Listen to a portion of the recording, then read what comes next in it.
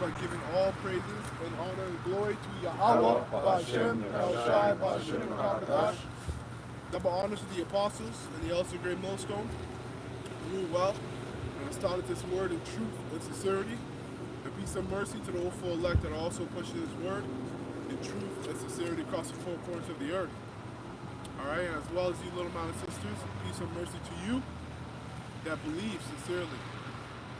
So we're going to go into destruction, right? And because if you're in the right spirit, man, that's what you're waiting for. Right. You're waiting for the destruction of this wicked ass society, man. Alright? And the Lord is going to be simultaneously destroying and delivering. Right? But there's going to be more destruction than there is deliverance. Alright, let's start off with, since I said that, let me get in 2nd Ezra where it says the world was made for a few. The world to come was made for a few. Many were made, but the world to come was made for a few. It's 2nd Ezra. 8:1. Is it 8 and 1?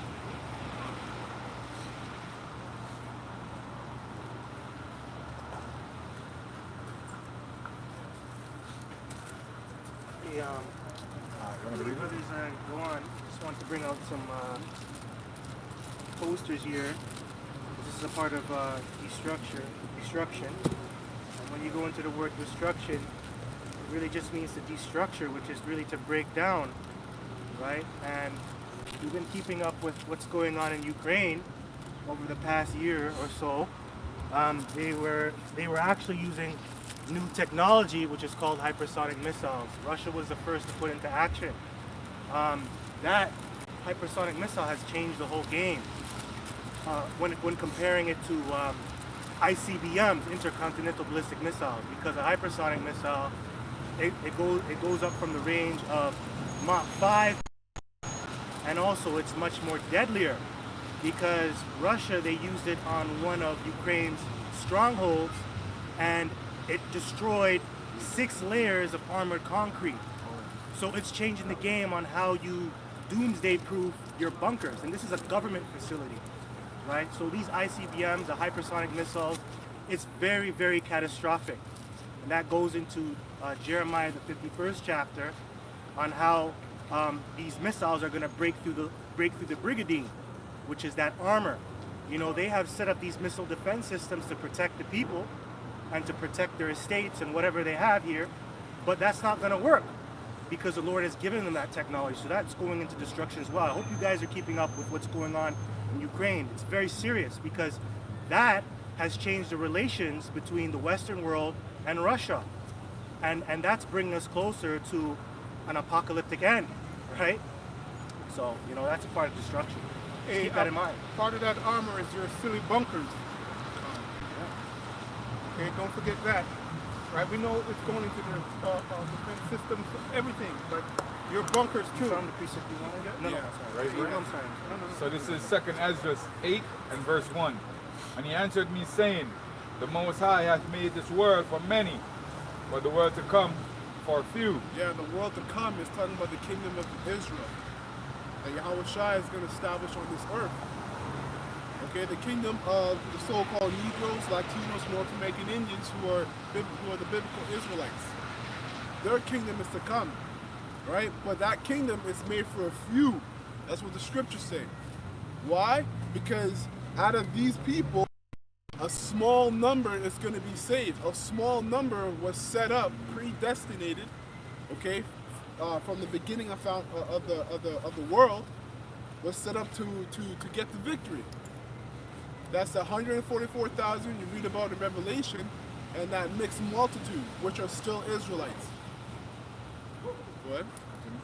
And it says, I will tell thee a similitude, Ezra, as when thou askest the earth, it shall say unto thee, that it giveth much mold, whereof earthen vessels are made, but the little dust that gold cometh off, even so is the course of this present world. There be many created, but few shall be saved. So, right. So you gotta You gotta question, if you go to church and you come across our videos, you come across the Israelites, you gotta question your pastor about that. Right? Read that again. It says, I will tell thee a similitude, Ezra, as when thou askest the earth, it shall say unto thee, that it giveth much mold whereof earthen vessels are made, but little dust that gold cometh off. Even so is the course of this present world. There be many created, but few shall be saved. So many are created, but few shall be saved.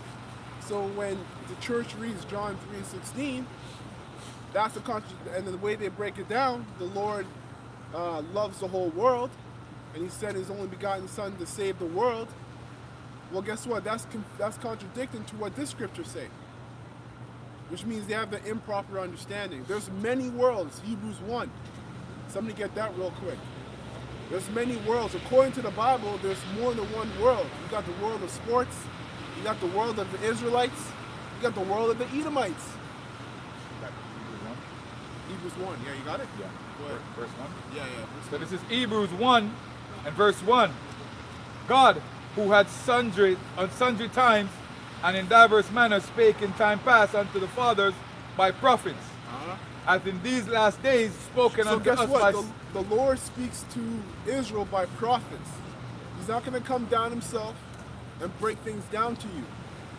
So get used to seeing men come out here week in and week out, speaking roughly, if they do, breaking down the scriptures, man. Go ahead. This is Hebrews 1 and verse 1 again. Who had at sundry times and in diverse manners spake in time past unto the fathers by the prophets, hath in these last days spoken unto us by His Son, whom He hath appointed heirs of all things, by whom also He made the worlds. Plural, right? Yeah. Worlds, man. So there's more than one world. So John 3:16, what world is He talking about? The world of Israel. Right? So this place, is the Lord is sending His Son to save the world of Israel and the elect of the world of Israel. That's 144,000 in the mixed multitude, which are called the remnant. So the world it's going into in that precept, it's talking about it. It's talking about an eon, right? So that's an age.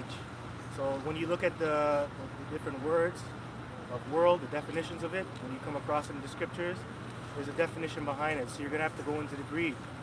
So yes, the brother's right, but there's different meanings, right? So in this case, it's talking about an age, a period of time, right? So there's different times on the earth, right? So just keep that in mind. So in this case, he was going into Israel, that being a world, that goes into cosmos. So this may not relate to that, it's just going into the time of the end or whatever. Just keep that in mind. When you look at that word world, always go back and look it up. Right on that? That was it. Yeah, go back to 2nd Ezra. So this is 2nd Ezra, chapter 8, verse 4. So answered I and said, swallow them down, O my soul, understand it and devour wisdom. For thou hast agreed to give ear, and art willing to prophesy. For thou hast no longer space than only to live. O Lord, if thou suffer not thy servant, that we may pray before thee, and thou give us seed unto our art, and culture to our understanding, that there may come fruit of it. How shall each man live that is corrupt? Who beareth the place of a man? That's it on that. Okay. Yeah, then somebody get Isaiah 13. And you can start from 1, read to 10. Go ahead, bro. And then also Isaiah 26 and 20. Isaiah 13 and 1. The burden of Babylon, which Isaiah the son of Amos did see. Lift ye up a banner upon the high mountain. Exalt the voice unto them. Shake the hand, that they may go into the gates of the nobles. That's right, man. And Babylon today is talking about America. That's Babylon today. Because when you go into the word Babylon, it goes Babal. which means confusion. And America is the leading country on the planet or corporation that perpetuates confusion throughout the whole earth. How do you know that? Well, you got same gender marriages, right? You got a whole lot of transforming of genders, right? Even the laws of America are upside down. The way the money system is confusion. The financial system is based upon belief. And it's not money, it's currency. Really, they're actually IOUs. Those checks, those cash, the cash that you get is an IOU that the government or the banks make in a promise to pay back the government, or the government makes in a promise to pay back the banks. Okay? The whole situation with the SVB, you know, they believed in that system. It fell and it came apart. That's why a lot of these regulators, they had to step in to save the bank, right? Because of all the issues that were happening. A lot of people believed in a false hope, a false system, and it came to crash. It showed you how they didn't they didn't really believe until certain problems started to come when social media came, because that's what fueled the problem. That's what fueled the bank run. So it shows you off of just people talking, how much faith do you really have in this system, you people, with that bank run. And so that's how this economic collapse might come again. You know, you people panicking at the very end, not having faith, you know. So who do you put your faith and trust in? Isaiah 33:6, wisdom and knowledge shall be the stability of thy times and the strength of thy salvation. Really, you got to put your faith in the Lord, right? Not in this money. Yeah, the rest of the scripture says, the fear of Yahweh Bar Shem Shai is his treasure. Is his treasure. So you people don't have that faith, right? And you have no clue what it means, right? And you have no fear. You don't fear the Lord. So, hey, destruction is on the way. Right. Right? And it's going to be sudden. Boom. Just like how it's happening now, creeping up on you as you breathe. Right? Hey, and it starts with what? The plague of the mind. You're all bugging out.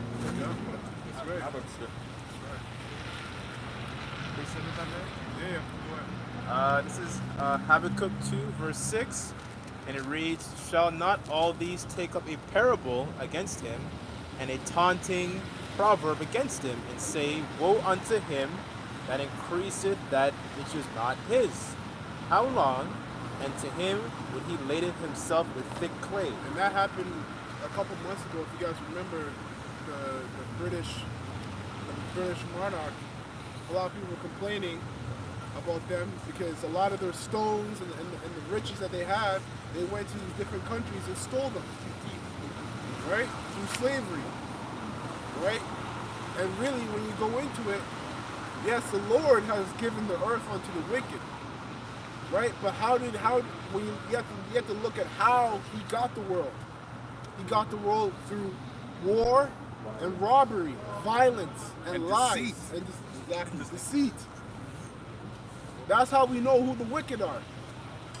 The wicked.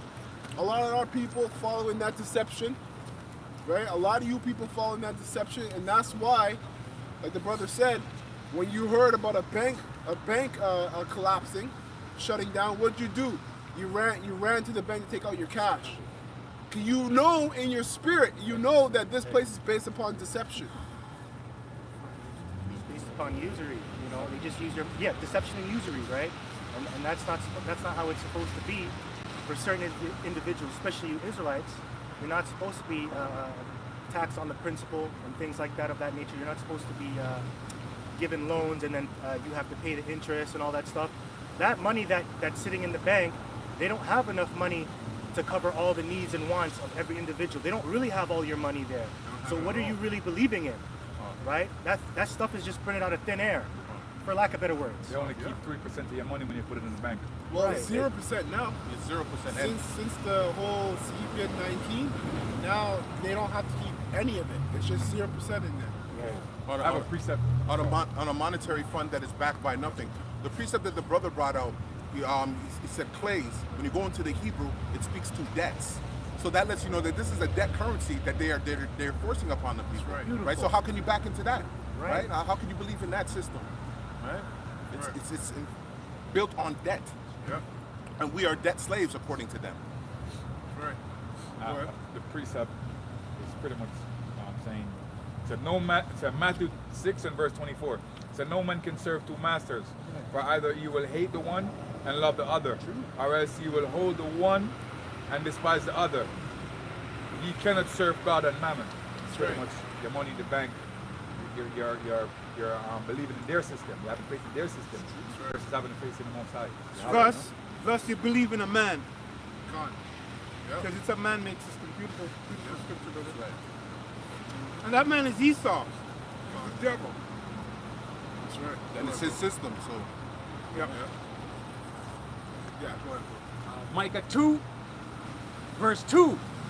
And they covet fields and take them by violence, and houses and take them away. So they oppress a man and his house, even a man and his heritage. that's exactly how this egomaniac got this plantation that we're living on right now. How did he get Canada? How did he get the U.S.? Right, by coming here and saying, "Ooh, I discovered this land. It's a nice land. What are you doing here?" People were already here. They already owned it. Right? There are people that were indigenous to this land. Esau came in, tackled it. Then he set up treaties, which he broke. He never kept a motherfucking promise. There never been a promise that Esau had made that he's kept. Right? These are the things that go into that precept right there. Comes in here and he oppresses us on our land. This is our territory that he oppresses us on. Yeah, that's why they call it a de facto government. Right. It's not really written in law, right? They just came here and just set everything up. But who gives you the right to do all of that? You know? This precept also mentioned the heritage as well. They've taken people's heritage. They came here. I mean, they took our heritage. You know what I'm saying? They took our culture. They took everything from us. Yeah. You know? What are those schools that they set up for Residential schools. residential schools? Yeah. Right. That's taking away your heritage. They gave you so-called Caucasian names, right? You know, even with us, the Negroes, so-called Negroes, they had you call yourself Negroes instead of Yasha Allah, when they knew that you were Israelites. That's oppressing your heritage. They put pork in everything. That's against your heritage to eat pork. They put leaven in everything, so now you can't keep your high holy days properly. You know? Got definition? Go on. So in etymology, I brought up the word integrity. So it goes to innocence, blamelessness, chastity, purity, soundness, holiness, completeness. So I brought that up because I think the one said that Esau came to the land and then basically took everything. But I mean, the Most High told Israel who their enemy was. If they were still with the Most High, would have known that was their enemy, and they would have killed them as soon as he came on the land. But it was obviously supposed to happen. They made the same mistake that Saul made. Yeah. So they lost their integrity. Right. They lost their integrity, they lost their soundness, they lost their wholeness. Right. Because what made them whole was the Most High. Yeah. Also realize like it happened over a period of time. You know, that Gad and Reuben losing the land, because when these devils first came over here, they started making treaties, they started making agreements. Like it wasn't all war at one point. You know, later on it got to that. That's why I said it was a de facto government, because over time these devils came in and deceived them and put things into motion their way. But it wasn't formally written that way. I got the word de facto just to prove what I'm saying. Real quick here, for edification of the camera, it says here, de facto,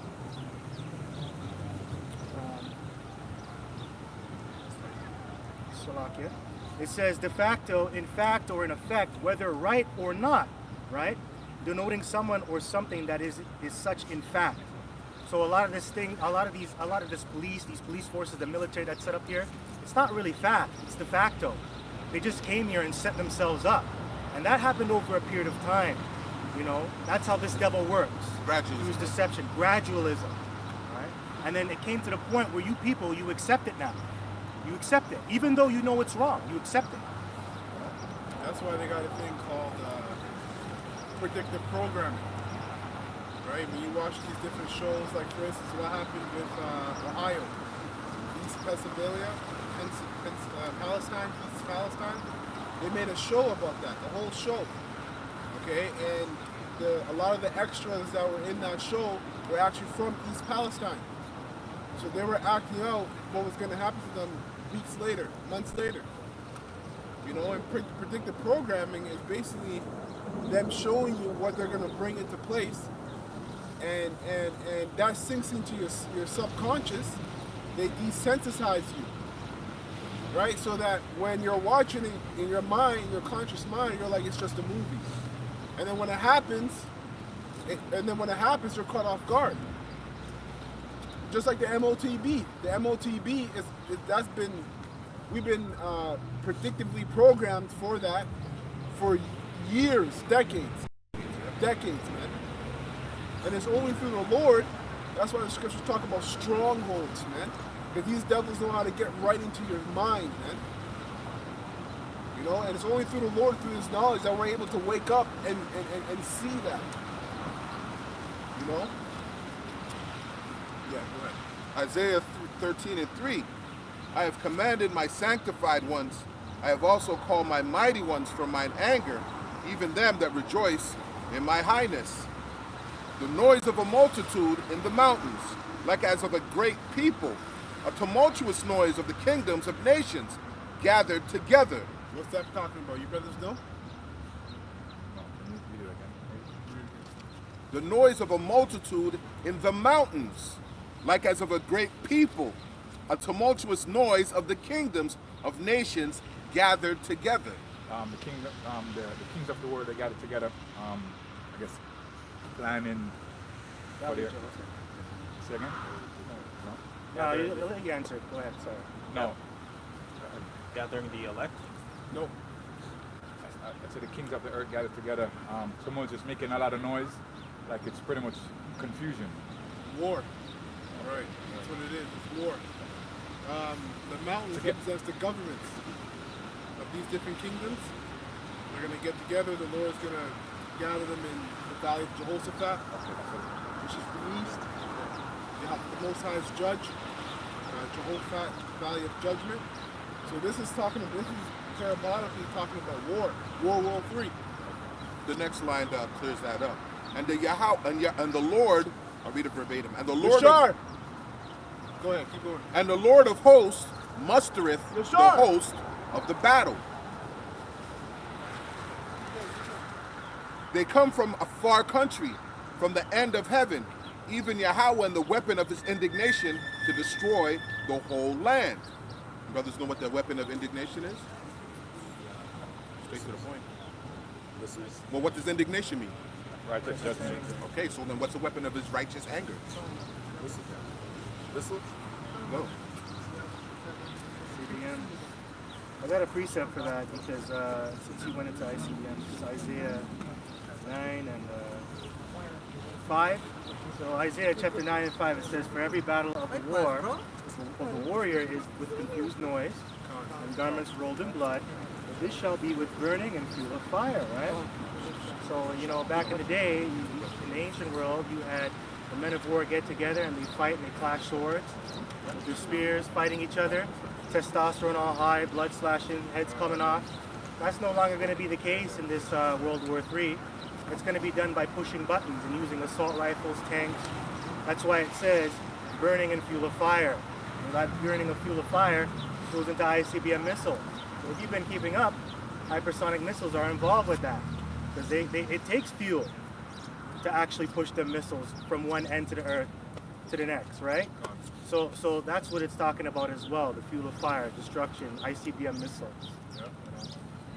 Isaiah 13 and 5, and they come from a far country, and that far country speaks to Russia and its allies, from the end of heaven, the other side of the world, even at Yahweh and the weapons of his indignation to destroy the whole land.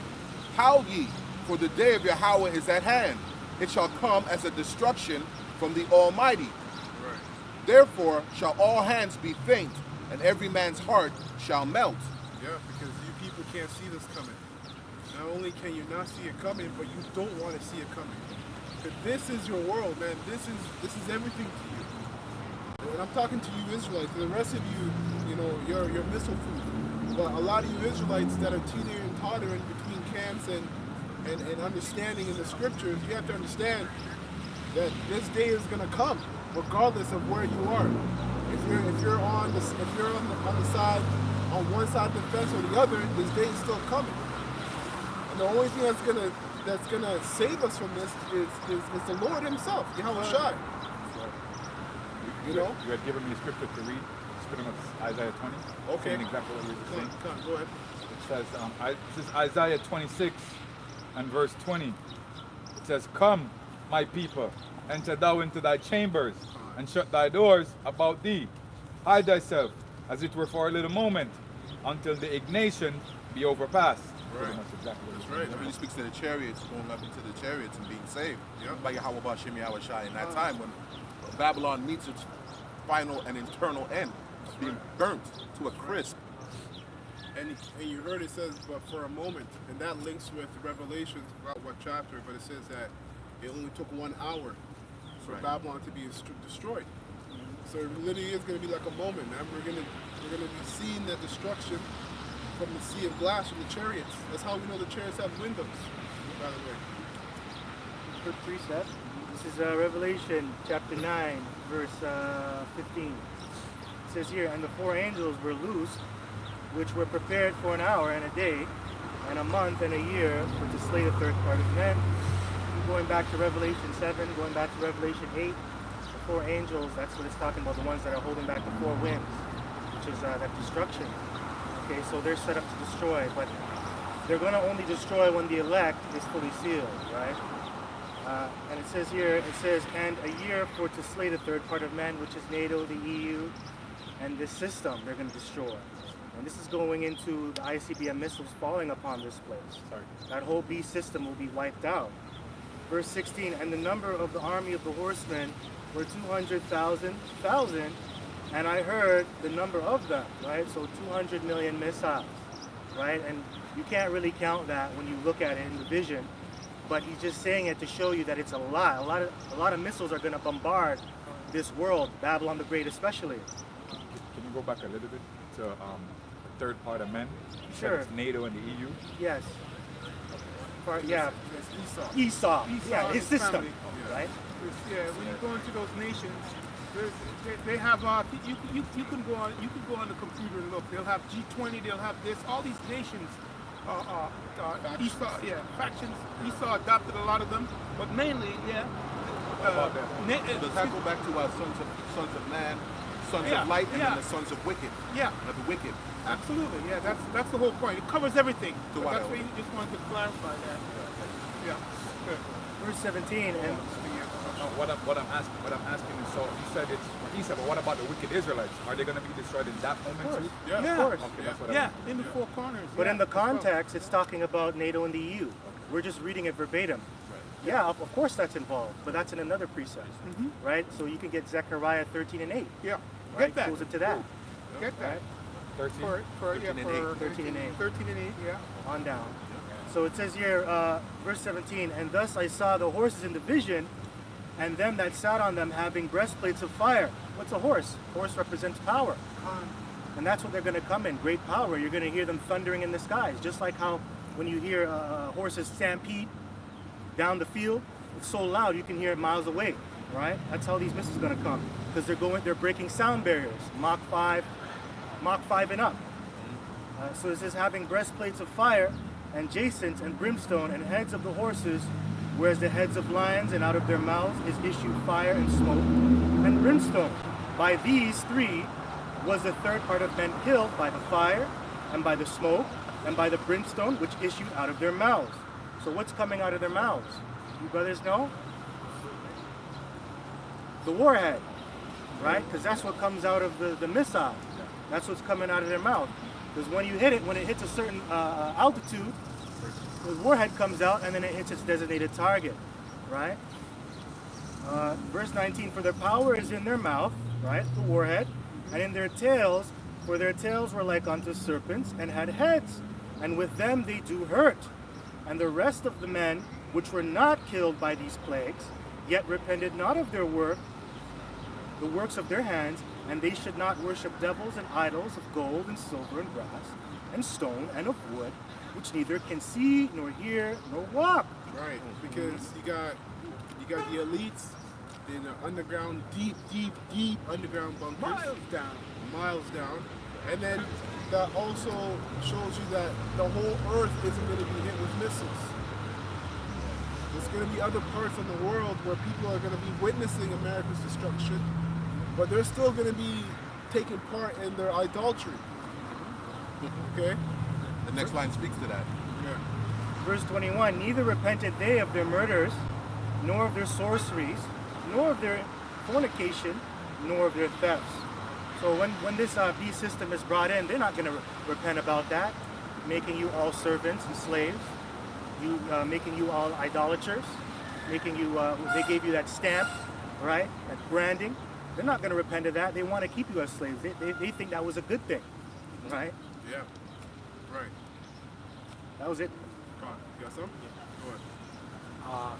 Nahum chapter 3, verse 12, the points of 13. All thy strongholds shall be like fig trees with the first ripe figs. If they be shaken, they shall even fall into the mouth of the eater. Right. Behold, thy people in the midst of thee are women. The gates of thy land shall be set wide open unto thine enemies. The fire shall devour thy bars. Beautiful precept. Yeah. Because those figs falling off, those represent ICBM missiles as well. Falling to the mouth of the enemies, right? And that precept actually goes with the next verse here. Isaiah 13:8. And they shall be afraid. Pangs and sorrow shall take hold of them. And they shall be in pain as a woman that travaileth. They shall be amazed one at another. Their faces shall be as flames. Great precept. Isaiah 13:9. Behold, the day of Yahweh cometh, cruel, both with wrath and fierce anger, to lay the land desolate, and he shall destroy the sinners thereof out of it. Yeah, that land, you know what that's talking about? Babylon. Let's be clear here. And right, he's gonna read Zechariah at some point just to link that. So when you hear the word land, it's talking about Babylon. Okay? Continue, brother. For the stars of heaven and the constellations thereof shall not give their light. The sun shall be darkened in his going forth, and the moon shall not cause her light to shine. And that goes into what the brother was saying about those 200 million missiles. It is going to completely black out the sky. You ain't going to see nothing except death and destruction. Right? Hey, just imagine, just imagine someone's walking and then they cease to exist because of that. Hey, that's a good thing. You think about it, right? The scripture says it's better to die than to suffer. Right? That's why it's called righteous indignation. Hey, but guess who's going to be watching it? Hey, who's going to be watching it? That blotting out of the sun and the constellations in the sky also goes back into Revelation 8, which is the wormwood. The contamination that it's going to bring, the nuclear fallout, because that's going to block out the heavens too. You won't be able to see anything. It's going to be like nighttime when you're walking around. That's if you can walk around. It's you're dead, right? Just imagine, on a really foggy day, the fog sits low, but all that is nuclear contamination. That's how it's going to be. Very thick, and it's funny enough, in Egypt, the Lord, one of the plagues was darkness, and he made it so dark that they could feel the thickness of the darkness. That's how dark the Lord made it, man. Now try to wrap your imagination around that. That's like when the elder says, like you're gonna just see someone and not see them, but they're still gonna be there. But that's how much smoke is gonna be upon the earth. It's gonna be thick and heavy, man. For those of you who've been to Yad or spent some time in Yad, you know what it's like when you're going down nighttime, you're going down gully and you have to go get water and it's pitch dark. That's a darkness like no other. So imagine that times 10. Right. Remember, he said that you could feel it. That's how thick it was. You could feel it. That's a lot of folklore that's out there for little children's stories about being afraid of the dark and the monster going to get you. That really goes back to Egypt. Everybody was scared of when Yahushua passed over and started killing. That kind of reminds me somewhere in Alaska, it's dark for 65 days. Oh yeah. Right? Yeah. Oh, yeah, I think I remember something like that. Yeah, sometimes it's like 24 hours of no sunlight. Yeah. You know what they do? So they avoid depression, they put like a light bulb on their head. That's how messed up it is. So that darkness, man, it messes with you psychologically. Yep, absolutely. Or the sunlight. People crawling into bed, and the sun is brighter than this.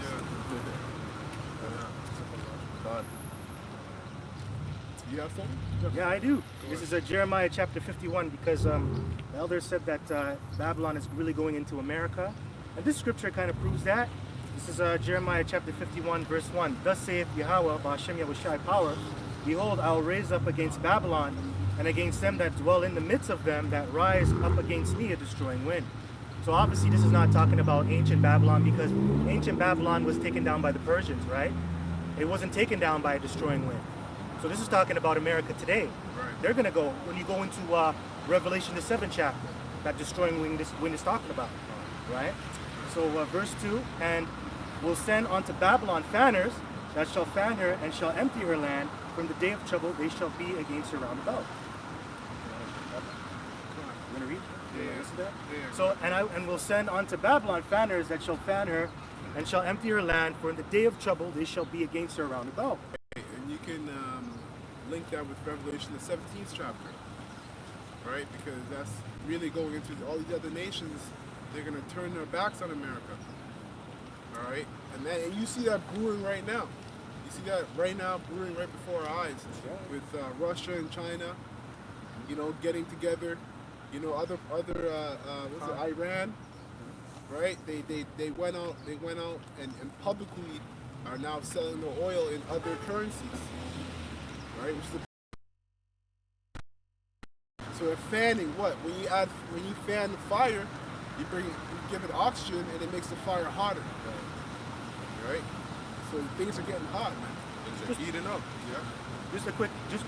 Just to add onto the brother's point, because Babylon is a place of merchants, and a lot of these heathen nations, they come over here to do business, and once they see this place going down, then they're going to leave, right? A lot of these immigrants that come over here, they're entrepreneurs, they own shops, they have a lot of investments and stuff over here, they do business over here. So if you take them out, that's going to add to a lot of problems to America and the economic system, or to the economic collapse, I mean, right? Scriptures say that they will be in tears. They're going to cry. Yeah. That's right. Yeah. Okay, verse 3 says, against him that bendeth, let the archer bend his bow, and against him that lifteth himself up in his brigandine. Right. That's right. That's the defense systems that you were talking about. Yep. Yeah. That armor, you know, they all have those out there. A lot of these defense systems, they call them ABMs, right? ABM missile defense systems, they can only cover a missile that goes up to 3.5 Mach 5. Right. So if you go hypersonic or above, you can't stop that. Right. You can't stop that. It's going to cut this place in half, right? Cut it right in half. So you really have no defense, right? And don't forget about cyber attacks. These other nations are going to be doing a bunch of cyber attacks on each other. So a lot of these defense systems are just not going to work when they try to press the button. Mm-hmm. You know. Sure. And spare ye not her young men, destroy ye utterly all her host. Yeah, a lot of you don't even know, but a lot of you people are going to get drafted into war. A lot of you are going to get drafted into war, man. Right? Cruiser trends. Yeah. It's Transformers, yeah. That's it. Yeah. Verse 4, thus the slain shall fall in the land of the Chaldeans, and they that are thrust through inner streets. For Israel hath been forsaken, nor Judah of his power, of the Most High, Yahweh Ba'ashem Yahushai of armies, though their land was filled with sin against the Holy One of Yahshua. Right. And that's heavy, man, because we weren't forsaken as a people because of Yahweh Shai. You know, because of Yahweh Shai, we weren't forsaken as a people. But the world will demonize Yahweh Shai's his salvation that he's bringing upon Israel by saying that he came to save the whole world, by giving him pale skin, long brown hair, blue eyes. You know, because really, when you go back to Psalms 83, they don't want us to get saved. They don't want us to be back on top, because when Israel's on top, guess what? They're on the bottom. These other nations are on the bottom, and now they're our slaves. That's originally what it was. These other nations would always look, especially when it came to the Greeks and the Romans, they would always push for us to serve idols and serve their gods, because they knew if what? We didn't serve the Heavenly Father, we were weak. This is verse 6. It says, flee out of the midst of Babylon and deliver every man his soul. Isaiah 18 and 4. Because you're going to be delivered through ships. Right? That's why Wisdom of Solomon, the 5th chapter, talks about the strangeness of their salvation. Right? And deliver every man his soul. And who can really deliver your soul? Who holds your soul? No, Yahweh. Well, yeah, obviously Yahweh, but Yahweh Shai first and foremost, the Savior. He has the keys of hell. Right? He's going to save your soul. So if you're not found written in this book, your soul won't be delivered. Right? It says, be not cut off in her iniquity, for this is the time of Yahweh's vengeance. He will render unto her a recompense. Vengeance and recompense. Recompense is to pay back. Because there's a lot of atrocities that America and the people that dwell in America haven't paid for yet. Right. So now they have to pay with their lives. Right. Lose everything. And then remember the scriptures say that all her sins have reached unto heaven, man. You know, like a big thing with these Edomites, these devils, man, it's pedophilia. The pedophilia world is grand, and they have a whole bunch of pedophilia rings, organ selling, human trafficking. They gotta pay for that too. That's why they're trying to make the age of consent lower for these kids to have their parts cut off. That's why they're trying to justify pedophilia and say that it's easier way to get in the pedophilia thing. Right. And that's why they're trying to justify pedophilia too, and saying that it's not a crime. There's nothing wrong with it. It's a preference. It's a choice. That's right. Damn devils. Verse 7, it says, Babylon hath been a golden cup in the Lord's hand, that made all the earth drunken. The nations have drunken of her wine, therefore the nations are mad. Yeah, and one of the hugest ways that happen is through commerce, trade. You know, because America is one of the largest consumers, if not the largest consumer on the planet. So a lot of these, like China was made rich through America, extremely rich. You know, I remember when I was younger, I look at back of everything and it says made in China. Made in China. Made in China. You know, so America is one of the biggest consumers. So there was a lot of business and commerce and trade with America. The Golden Cup. You look at the American dream. A lot of sports. A lot of these athletes, they're not actually from America. Some of them are from Africa, but they see America, they see the NBA, they see the NFL, and that's where they want to go. You know. And of the Americans, who do you think is the greatest consumer? Who do you think buys the most stuff? Jake. Right? Yeah. So that wine that it's going into is really the philosophies of Babylon. In America, they hold all the philosophies of the ancient kingdoms, including Babylon. So homosexuality, women's rights, right, pedophilia, all these nations have bought into that, and now they're upset about that because now their women are out of order, their economies are in shambles. Look at Lebanon. They tried to do it like the States tried to be like that. Look what happened. Now, obviously, there were some internal and external factors that caused that, but that's because of the mindset of how they were doing things. They wouldn't have gotten to that if they didn't buy into the wine. And now they're upset, now they're protesting, now they're angry. What are you going to do? Right? Well, that damn demon does what he always does. He goes into the country, he infiltrates, he sets up his factions, he destroys the economy. But they specifically went in there and destroyed the economy. Them and the IMF, which is why the dollar is worth nothing. Right? And so that's what he... So like I was just going to say, a lot of these governments, they set up puppet kings, man, puppet rulers.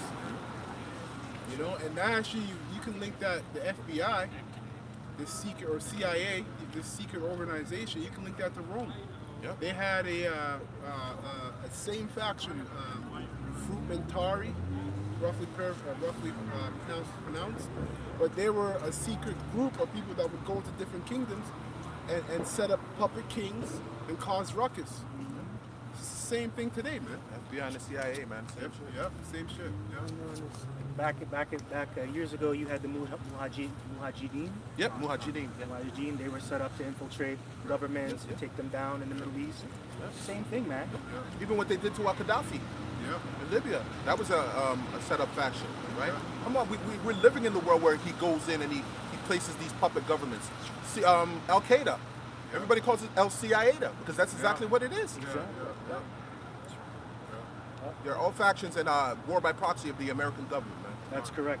That's the correct term. You know, that's a good term. That's ratification. Yeah, look up Brothers the should word look that up. proxy.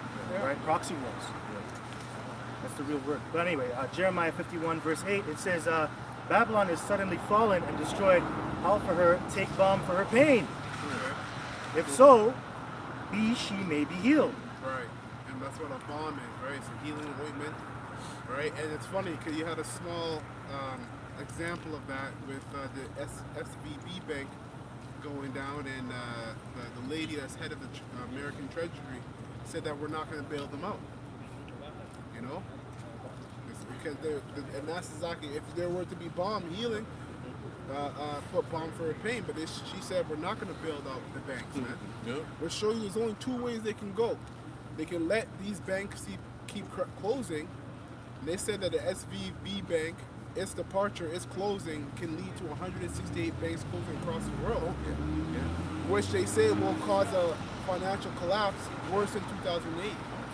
They can allow that, or they can bail out the banks, and inflation will quadruple, which will still lead to a financial collapse. So we're waiting to see how the Lord's going to do it, but the end point, He's going to do it.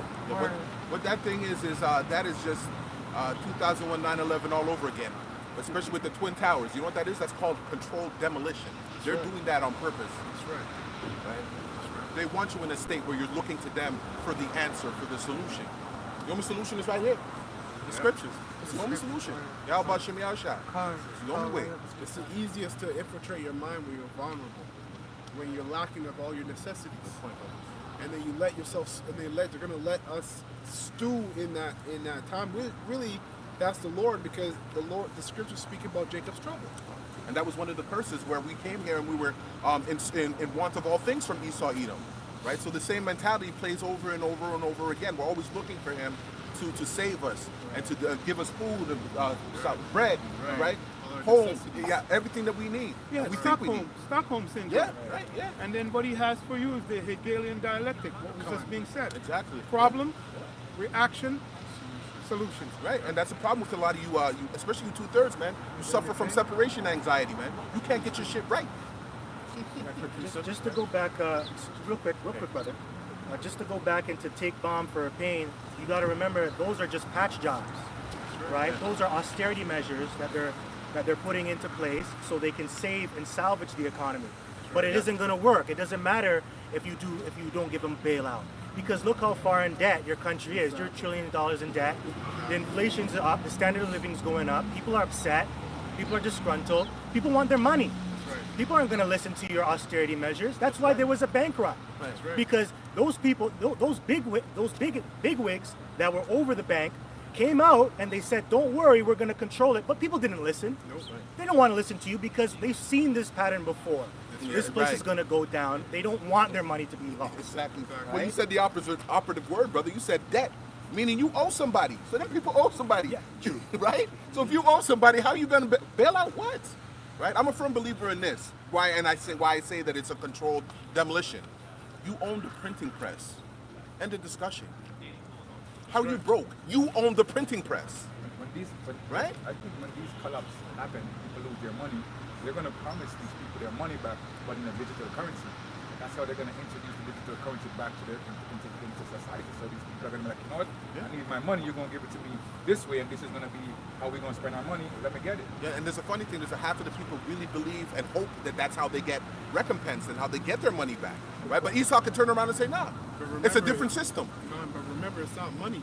Right. It's just currency. Right. The article you sent me about Habanero bread is now using Amazon farm readers. Yeah. It goes right there. Yeah. Right there. And you know what? They told you our philosophy is to make it very convenient for our consumers and customers. That's the philosophy behind it. So that philosophy is going to turn into idolatry. But that's what it is. Yeah. But really, that comes with incentives, right? So when you go cashless, you get a benefit from it. So if you don't go cashless, you're cut out the loop. You don't get benefits. So that's going to cause people to shift over to this RFID MOTB. Right. In Jamaica right now, there's a lot of what do you call those armored car robberies they just got like 10 million from one, 23 million from one, and every day they just keep hitting them. So what that's going to happen is they're going to be like, you know what, because they have Jamdex, which is a digital currency. Yeah. They're going to be like, you know what, let's stop using cash, let's go this way so we can stop and prevent all these robberies from happening. That's exactly what they're doing now. And TD Bank is doing that too. TD Bank, they're telling their customers that we're going digital. And their customers are asking, what does that mean? They're giving them no answers. You know?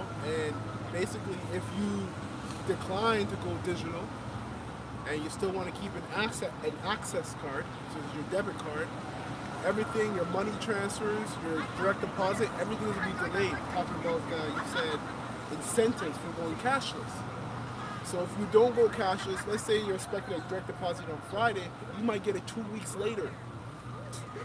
You know, because now that system is lagging, is this, is that, whatever they say. So again, it's gradualism. They're going to gradually push people into that. Yeah, you got Brisa? Oh, he was holding something though. Oh. Yeah, go ahead, bro. Sirach 31, verse 6. Gold hath been the ruin of many, Yeah. and their destruction was present. Right. It is a stumbling block unto them that sacrifice unto it, and every foot shall be taken therewith. Yo, and that links to, for the love of money is the root of all evil. Gold itself isn't wicked. Is the desire, it's the things that people will do to get it. That's what it says, for the love of money. And we've been breaking down what this devil's done. He's went as far as just to make it up. Right? The fiat currency, the credit system. These terms lead back to belief. It's your belief that creates money or currency to flow into society. If that's maddening, man. Real money is gold, silver, cattle, land, heck, women. Heck, Esau when he goes into slavery. That's right, slaves. Right? That's real money, man. Yeah, that's gonna be money. Okay. You holding something? Yeah, I do, because it goes into the brothers precept. I got one too. All right, because we knocked the instruction thing. If you guys just tuned in, we went into it a lot, and now we're going into the intricate things in regards to what is being used to take down this kingdom, what the Lord's using, and spiritually we're going to talk about what the Lord is actually doing and what they're using to bring this kingdom down. That the Lord say, use that. Yeah. All right, that's what I had on deck. But go ahead. All right, so this is Exodus chapter 32, verse 1, because it ties into the brother's point about how some people, they err off of gold, they stumble on it, it's a stumbling block. And that applies to our people too, because that happened to us when we came out of Egypt, right? So this is the point, the record. So it says the golden calf, Exodus chapter 32 and 1, and when the people saw that Moses delayed to come down out of the mount, the people gathered themselves together unto Aaron. So it reminds me of Habakkuk 2 and 3, though it tarry, wait for it. You know, that even applied back then. A lot of people, they were impatient. They didn't want to wait on the Lord. And that's going to happen in this time. They're going to fall victim and prey to this beast system. Right? And that could deceive the very elect. I'm just saying. If possible. If possible. If possible. It won't, though. If possible. You know what I mean, right? I'm just saying it that way. Yeah. Right? But I'm just saying in reference because Joshua, he was a righteous man. He was the high priest, right? So anyways, it says here, to come down out of the mount, the people gathered themselves together unto Aaron and said unto him, up, make us powers, which shall go before us, for as for this Moses, the man that brought us up out of the land of Egypt, we wot not what is become of him. And Aaron said unto them, break off the golden earrings, which are in the ears of your wives, of your sons and of your daughters, and bring them unto me. And all the people brake off the golden earrings which were in the ears, and brought them unto Aaron. And he received them at their hand, and fashioned it with a graving tool. After he had made it a molten calf, and they said, these be thy gods of Israel, which brought thee up out of land of Egypt. Right. There you go. A lot of our people, they're gonna err. Right. You know, due to that gold, and that's because it's a lack of faith in Yahweh Bashem Yahushua. That's it. And that's heavy, man, because that shows you that what the money, so-called money, the currency in this society is an idol, right? And then it also shows you Aaron, he lacked faith because he was bugging out too. He thought maybe Moses was dead. You know, he's up there for so long, right? So to the earlier point the brother said, if it were possible, it would even deceive the very elect. That's the spirit. That's just going to show you the elect are not going to be deceived because they got the gift of faith. Right. But that shows you how heavy and how terrifying things are going to get. They're going to get so terrifying that if the Lord didn't give you the gift of faith, if you're not the elect, you're caught. Because at the end of the day, we're in the flesh, right? We're going to think about how negative things can get. Exactly. Right? Absolutely. You're going to obviously have those. safe. Yeah, you're going to think of your wife, your daughter, your kids. All those are emotions. Con. But you know what? The Lord's going to put the Spirit on you to not do that. But you're going to still think about it. Absolutely. That's all. Absolutely. Yeah. Great championing that point, because that's exactly what I was thinking, that you weren't wrong in saying that, because we all struggle with bouts of faith, right? We're us being in this flesh. Hey, real quick, so we saw that when we talk about idolatry, what's not far behind? Hey, get me Isaiah 47, somebody, and start at the 9th verse, and the point is in the 12th verse, because that's So No, that's- Isaiah 49 and 7? Or 49, 47 and 9? to 12, okay? So this is all right. So this is Isaiah chapter 47, verse 9. But these two things shall come to thee in a moment, in one day, the loss of children and widowhood. Stop for a second. When you read up and come down, you get to understand what's going on, because we had went into destruction. This was the record is this is how you prepare and understand what's going on before that destruction comes. Read a little bit. Okay, it says, and widowhood, they shall come up thee in perfection, in their perfection, for the multitude of thy sorceries, and for the great abundance of thine enchantments. For thou hast trusted in thy wickedness. Thou hast said, none seeth me. Thy wisdom and thy knowledge it hath perverted thee. And thou hast said in thine heart, I am, and none else beside me. Yeah. Therefore shall evil come upon thee. Thou shalt not know from whence it riseth, and mischief shall fall upon thee.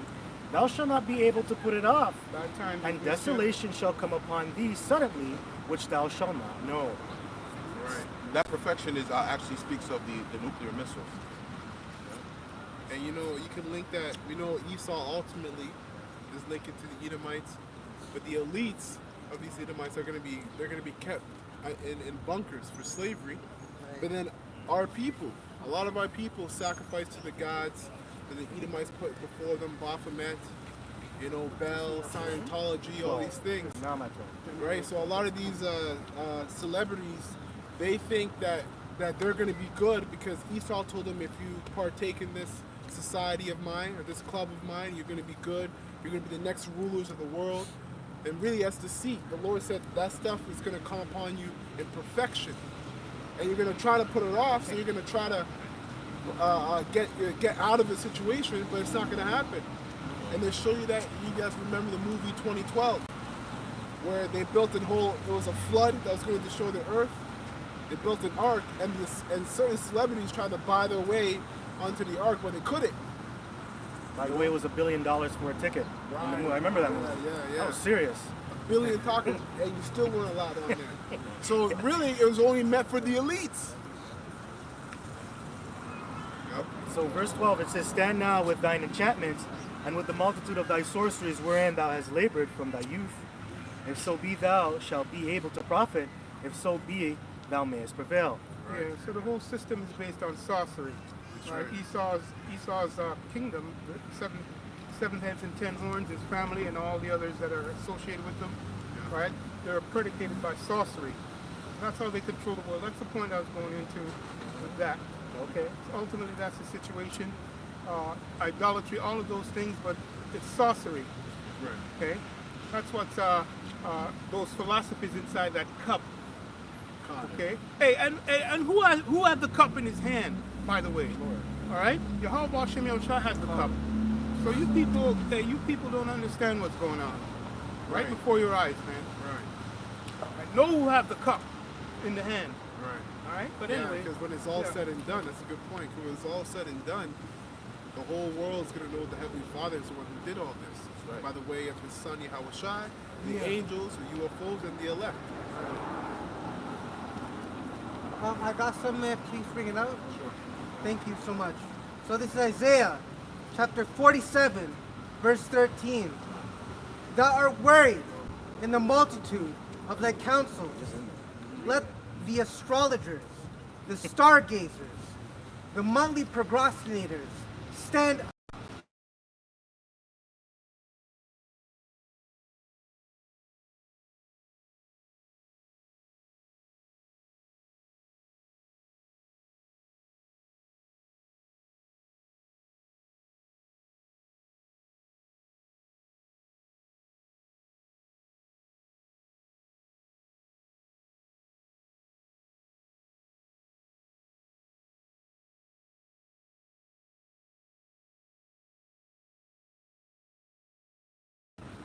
And you probably scoff at it and whatnot, but it's in your mind, it's been told to you.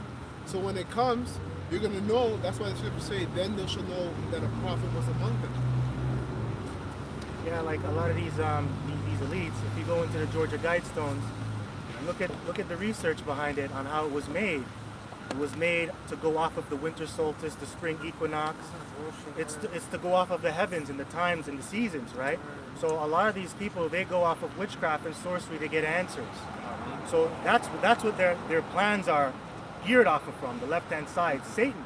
So Satan in this time, he's not going to be able to give you the answers. Right. Because Satan's time is up. Exactly. Right? So now the righteous is going to come and stand in authority and take over. Hey, read the next two verses after, okay? Right. Just since we're there, we finish it up. Because it just ties into what we were saying. All before, right. the It's Isaiah chapter 47, verse 14. Behold, they shall be as stubble. The fire shall burn them. They shall not deliver themselves from the power of the flame. Hey, what flame is that? What flame is that? It's not the flame on your stove. Okay? Hey, just read it, brother. There shall not be a coal to warm at, nor fire to sit before it. Verse 15. Thus shall they be unto thee, with whom thou hast labored, even thy merchants from thy youth. They shall wander every one to his quarter. None shall save them. None of the nations are going to save Babylon in the time of their calamity. That's what it is. Revelation 18. Okay, fine. Yeah, you mentioned it. We're still on the topic of destruction of Babylon. Just want to start from the top? Yeah, start from the top. Revelation 18. We know what we got to Okay, so this is Revelation chapter 18, verse 1, and the title says, Babylon is fallen. And after these things, I saw another angel come down. 1 second before you go into the destruction. Mentally, intellectually, psychologically, physically. Hey, this system's finished. Con. Morally, Right. there's no moral here. Con. That's right. You start with the government. That's right. Start with the system. There's no morality. They're telling you that you can become a man if you're a woman. Right? They've passed laws and decrees. Hey, I can go on and on, right, about this system. It's finished. So that's what he's saying in essence right there. And the destruction is going to come with it. And we just read about the flame. Okay? Cool. Keep reading. And after these things, I saw another angel come down from heaven, having great power, and the earth was lightened with his glory. And he cried mightily with a strong voice, saying, Babylon the Great is fallen, and has become the habitation of devils. Hey, this angel is speaking to John the Revelator, thus he's speaking to the prophets. He's not speaking to anybody else. Okay? Because they don't believe this.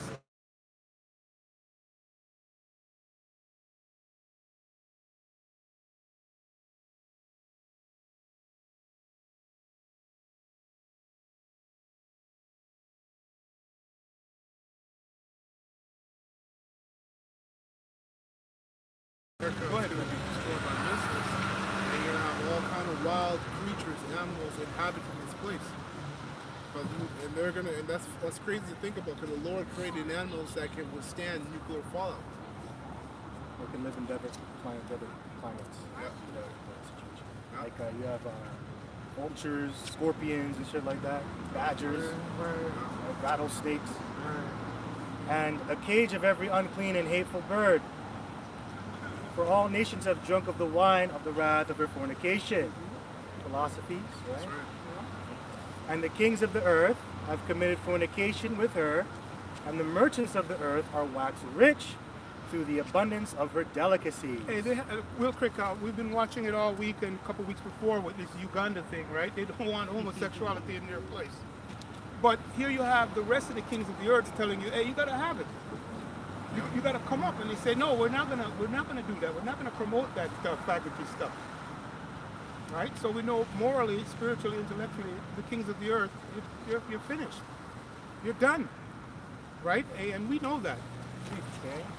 Verse 4, and I heard another voice from heaven saying, come out of her, my people, that ye be not partakers of her sins, and that ye receive not of her Hey, plagues. who's the Lord speaking to?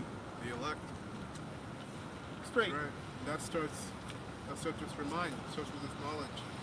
That's how you come out of Babylon. You come out of it mentally, and then the elect are going to be taken out physically by the so-called UFOs. And that ye receive not of her plagues, for her sins have reached unto heaven, and the Most High hath remembered her iniquities. That's right. So it says here, verse 6, reward her, even as she rewarded you, and double unto her, double according to her works, in the cup which she hath filled to her double. Right. Yeah, And that includes, double. that includes slavery. All right. So the Bible is with slavery, man. They're gonna have slaves in the kingdom. Because how was America built? It was built on the back of slaves. All right. Canada was robbed by the North American Indians. And slavery happened here too. And I was just gonna go. Absolutely. Yeah. And then they were robbed, and then they were also put into slavery. Quick precept.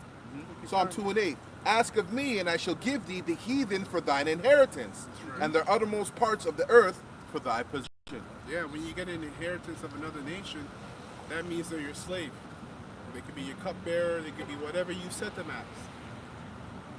And so Esau, Edom going into slavery, that's another part of our hedge fund, if you will. That's our monetary system at work. That's going to be money for us when we're finally in the kingdom. Yeah, people can become an inheritance. It's always been like that, man, in the ancient world till today. Technically, we're all employees of corporations. Your SIN number is your employee number. Verse 7, how much she hath, is that all you want in here or no? More? Okay. Verse 7, how much she hath glorified herself and lived deliciously, so much torment and sorrow give her, for she saith in her heart, I sit a queen, and am no widow, and shall see no sorrow. All right. Go ahead. Yeah, I was just going to say, because America hasn't really seen war. And they haven't been, and they also, another scripture said that she hasn't been penetrated, right? She hasn't been penetrated by missiles. You know, America really hasn't seen any real war, man. And you Americans are always caught up in that pride of America. Let's make America great again. Well, according to the scriptures, America is going to be destroyed in flatland, desolate. In other parts of the world, Canada is going to be partaking in that destruction. Verse 8, therefore shall her plagues come in one day, death and mourning and famine, which is 1 hour, and she shall be utterly burned with fire, for strong is the Lord who hath judged her. It links with the angels are a minister of flame of fire. Are you That's how they're videotaping gonna us? be judged. Are you videotaping us? You're not allowed to. Yeah, don't videotape us. You can get the signs, but don't videotape us. Yeah, and you should have asked us that though. I wasn't paying attention. I came in all secretly. Because you wouldn't want me to come to your house and just taping you, right? You say, what are you doing? You know what I'm saying? So, Right. really and truly, you should delete that. You should delete that. But next time you do something like that, you got to ask, if first and foremost, Just okay? ask, yeah. All right? Thanks, Aki. So this is Revelation 17 and 8. Therefore shall her plagues come in one day, death and mourning and famine, and she shall be utterly burned with fire. For strong is the Lord power who judges her. And the kings of the earth who have committed fornication and lived deliciously with her, through globalization, trade, business. Right? It says, shall bewail her and lament for her when they shall see the smoke of her burning. All right, so these are fulfillments that are coming. It's not here yet. This part, starting from here on down, we read the forecast of the destruction of Babylon, right? And now we're going into more details. Okay, where brothers already mentioned it, where the rest of the world is going to be watching this, watching it being destroyed. The land, in the land, which is America, right? North and south, here, and Canada. Namely the United States of America. Hey, by the way, we used to have a chart with the CN Tower being blown up. Right? We can't put that up. Yeah, because you know. Right. So we have to take that down. They call that terrorism, but it's a reality. That's going to happen. Okay? All right, because that thing represents a penis. Yeah, it's a phallic symbol. phallic symbol. It's funny that you say that because what is going to happen, and I said it before, is that these other nations are going to be wailing, they're going to be crying because of this hoe, right? And America is truly a whore because everybody's in bed with her as far as business, right? Just picture, like if you can just picture, right? That's right. What kingdom would bewail the most? In my opinion, it would be China and India. Absolutely. Absolutely. Right? Because look, China creates everything that you have. If you look at your clothes right now, China or India, Bangladesh, or The MAGA Taiwan. hat is made in China. Or Taiwan. Think about that. The MAGA hat is made in China. That's right. You got precept? No, you got one. Ezekiel 28, verse 4. With thy wisdom No, I didn't read that yet. and with thine understanding, thou hast gotten thee riches, and hast gotten gold and silver into thy treasures, by thy great wisdom and by thy traffic. Just like the Prince of Tyre, brother. Like the Prince of Tyre, when you go back into it, he had great understanding, but through that, he got uplifted with pride. You know, he held a coastal city, so he controlled everybody on the block. And that's America on today. They control everybody. But through that wisdom that they gathered over time, it brought forth a lot of iniquity and it puffed them up in their heart. So now they're going to go down and pay for that. Yeah. You know? And part of it is them using their own wealth because with the King of Tyre, a lot of the nations kept all their wealth in King of Tyre's storehouses, in his warehouses. Right. That goes into the modern day storehouses, banks. Yep. Right. Right. All these central banks, private banks, the Federal Reserve. They did that in 1913, where they convinced the president at the time to go from to have the government of America borrow money from their private bank, The Federal Reserve. Federal Reserve. So that therefore now, what if you borrow $1, then you pay back $2 interest, and that's how they create currency into circulation. Hence, when you go into debt-based system. Yeah. And by the way, that president, he said, I regret doing that. Because he got tricked. And he saw now that he put America in a debt, basically put America into slavery. Well, what did you say? Because he got caught? Because he got caught? Well, they told him that they would fund his presidency run. Yeah, I believe it was Truman. Truman? Yeah. Technically, he's an insider. Like, they know beforehand, but they got to say it like they're down with you. Yeah. Because they're politicians. They're the front man. They can't just come out and say, I just put you in that situation. Yeah. But he's backed by Masons and an elite, a 1%. So he had to do all of that. Right? FDR said that presidents aren't elected, they're selected. Right. Exactly. Yeah. If you remember the whole situation with Bush and Kennedy, when they were going back at it, Bush came out and told you flat, yeah, there is a secret society. Yeah, There's a society behind it, but he made a joke about it. And it came out later on, he's a part of Skull and Bones. You know? And his son said the Constitution, that's just a piece of paper. Right? The laws of their moral fabric and everything that they stand for, the President of the United States went on record to say that that's just a piece of paper. So it lets you know exactly who they are and what they think. Everything is false. Monetary system down to their laws. Hold tight. Hold tight.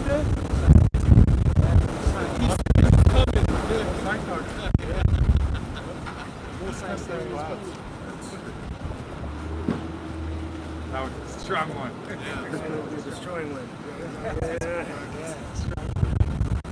Imagine this wind with heat. Or even with cold. Right? Right? Or a combination of both. Yeah, more that work. Start more on that? Yeah. Okay. By thy great wisdom and by thy traffic hast thou increased thy riches, yeah. and thy heart is lifted up because of thy riches. Right. Traffic, man. Business. Yeah, which is just sorcery, man. That's all it is.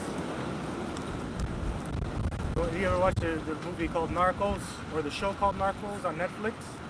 That goes into the drug industry too, because if you were to take away the drug industry, it's a multi-billion dollar business every year. If you were to take away that, America would collapse. Yeah, it's like 47 to 46%. Yeah. Their poppy trade in Afghanistan, Yeah. going back to the 80s, their Iran-Contra wars. Right. All drug-based. Yeah. Going back into traffic, that's why they build these highways for you. Yeah. It's really to get you from point A to point B to get to work. Because that's what Babylon the Great is about, getting you to work. You're just a perpetual slave, an employee. Noise of a whip. Yeah. Noise of the whip, yeah. Thank you. Go ahead, So, brother. thank you. I appreciate it. The Wadi of Bashar Shah. So this is Revelation 11 and 18. And the nations were angry, and their wrath is come, in the time of the dead, and they should be judged, and that thou shouldest give reward unto thy servants the prophets, and to the saints, and to them that fear thy name, small and great, and shouldest destroy them which destroy the earth. Right. So Edom, you're marked. You Edomites are marked. And you heathens. Heathens are marked as well. Yeah. For destruction and slavery. Where we at?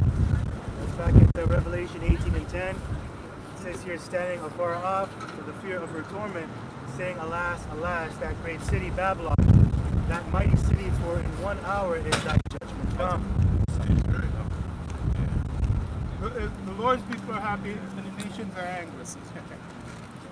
The elect is happy, but the nations are angry because their wrath is come. Right? Their destruction is coming as well. Okay.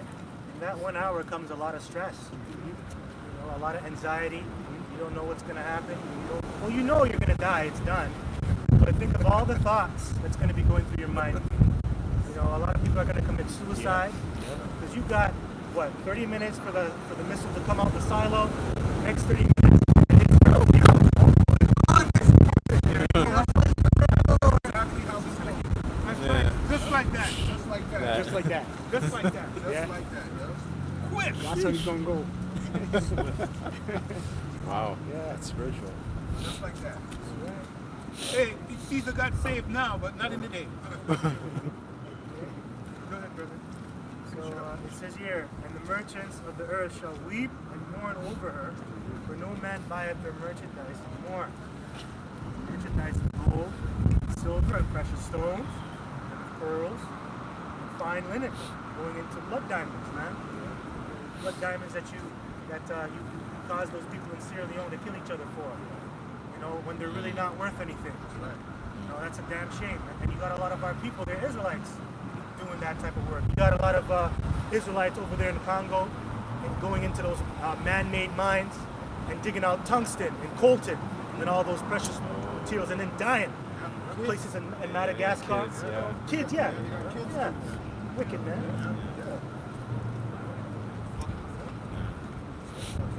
Okay, so it's this verse 12. The merchants of gold and silver, precious stones and pearls, and fine linen, and purple and silk and scarlet, and all thine wood, and all manner vessels of ivory, and all manner vessels of most precious wood, and of brass and iron and marble, and cinnamon. Is that all? You want to keep going? Yeah, keep going, yeah. Okay. Because we went into it, but it's just breaking down. Simply put, at the end, when this thing is fulfilled, these things are going to happen. They're going to see this. And, That's Salakia Elder. That's a big thing because really what that verse is speaking to is importing and exporting, right? Yeah. Before America, you know, they were big on, we used to make things here, right? Now everything is being imported from China, especially China. They use that exporting, importing as a deceiving mechanism in World War II, right? Right, World War I. Why? Because World War II really, because at the end of World War II, they exported everything.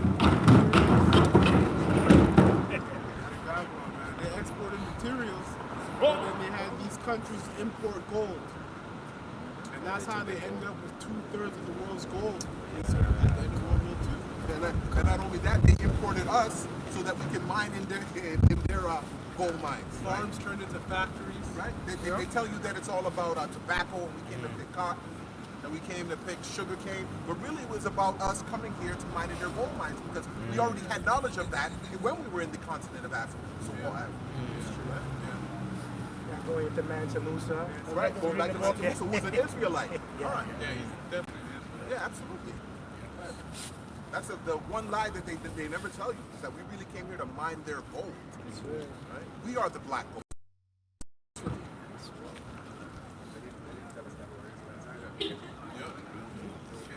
Everything else except that. It's a lot of power of identity, man.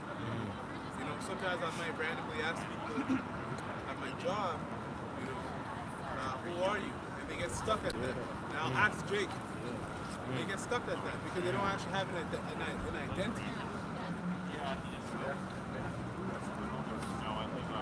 Or identity. It's very important for them. That's the reason why they can stay over there in the land right now calling themselves Israel. Something like an Israelite or not. You know what I'm saying? Why? Because they are assuming our identity. And the entire world, except who are the real Jewish people, they're going to tell that they're over there right now. They're not going to mention you or me. They're going to be like, no, you're black. I got a picture for you. I got a picture for you, The people brother. of Israel are the Jewish people are over there. Isaiah 25:7, and he being Yahweh, will destroy in this mountain speaking to the governments, those who rule over us, the face of the covering cast over all people, and the veil that is spread over all nations. And that's exactly what the brother is going into. The casting of that veil is actually the political designations and the names that they name these people. They don't deal with the Bible terms of who you should be. They say white men, say black men, when really you're an Edomite, or you're an Israelite, or you can even be a Hamite. Right, so everybody's under this idea that under this veil that Esau has set up, and he set it up that way so that he could separate us and keep us dumb, deaf, and blind to who we truly are as a nation and people. That was it? Yep. Okay, so this is back in Revelation 18 and 13.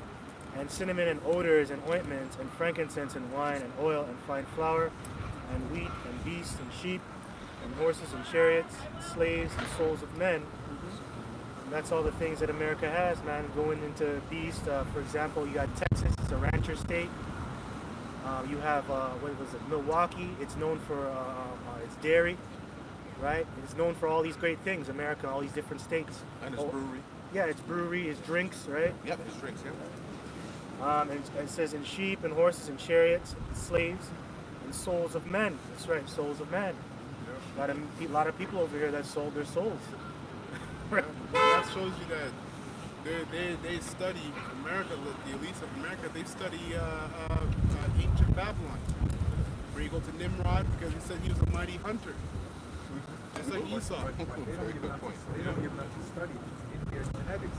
No, they study it, man. The scriptures say that he has searched out everything. There you go. They're wicked, but they study all these ancient kingdoms, going back to Nimrod. You know? And now their political systems and everything else is based upon the study of these other nations. Babylonian mysticism, Egyptian mysticism, right? Yeah, that's where Masonry comes from the study of these Egyptian mystics, Babylonian mystics, so to speak. Verse 14, and the fruits that thy soul lusted after are departed from thee, and all things which are dainty and goodly are departed from thee, and thou shalt find them no more at all. The merchants of these things which were made rich by her shall stand afar off for the fear of her torment, weeping and wailing, and saying, Alas, alas, that great city that was clothed in fine linen and purple and scarlet and decked with gold and precious stones and pearls, which that proves that America is a hussy, because that is not modest apparel when you go into the scriptures. A woman isn't supposed to be decked out like that. Really, it's the man that's supposed to be decked out and looking beautiful like that. And you see that even in the animal world. The peacock, I'm going to use that for an example. Who's the most beautiful? The man. Yeah, the man. Right? Spirit. Verse 17, for in 1 hour so great riches is come to naught, and every shipmaster and all the company in ships and sailors, and as many as trade by sea, stood afar off, and cried when they saw the smoke of her burning, saying, what city is like unto this great city? And they cast dust on their heads, and cried, weeping and wailing, saying, alas, alas, that great city wherein were made rich all that had ships in the sea by reason of her costliness, for in 1 hour is she made desolate. They're in literal tears. That's beautiful. I love how the last verse ended with fire destroying, right? You read it there. Destruction. So yeah, that's the destruction of Babylon.